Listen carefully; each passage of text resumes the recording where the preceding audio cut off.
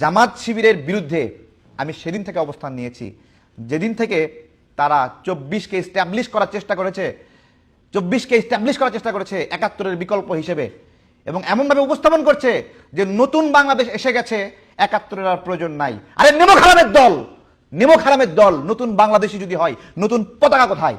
নতুন বাংলাদেশ যদি হয় নতুন সংবিধান কোথায়? নতুন বাংলাদেশ যদি হয় নতুন মানচিত্র কোথায়? নতুন সীমানা কোথায়? নতুন নীতিমালা কোথায়?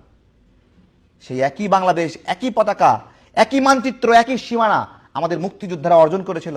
সেইখানে একটা রাজনৈতিক লড়াইয়ে একটা রাজনৈতিক দলকে পরাজিত করে আজকে বয়ান শিখাচ্ছ যে নতুন বাংলাদেশ। তাই তো, নতুন বাংলাদেশে লক্ষ লক্ষ মা বোন ইজ্জত দিয়েছে, আর সেই ইজ্জত কেড়ে নিয়েছ এই রাজাকাররা। নতুন বাংলাদেশ অর্জনে লক্ষ লক্ষ মানুষ শহীদ হয়েছে, সেই নতুন বাংলাদেশ জন্ম দিয়েছে আমাদের মুক্তিযোদ্ধারা, এই রাজাকাররা না।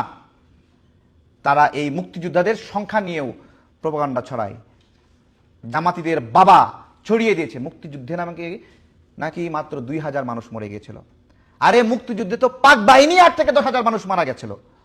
তাহলে যে 10,000 পাক বাহিনীর লোক মারা গেছে, তারা এক একজন যদি 20 জন করে মারে কতজন হয়? আর জীবিত যারা ছিল তারা কতজন মারছে?